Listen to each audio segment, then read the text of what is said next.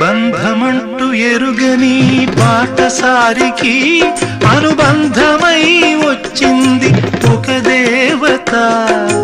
ఆ ఆ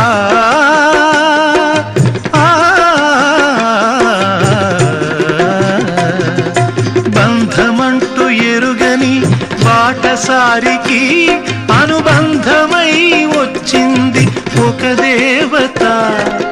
ఇంత చోటులోనే అంత మనసు ఉంచి, ఇంత చోటులోనే అంత మనసు ఉంచి నా సొంతమే అయ్యింది ప్రియురాలిగా.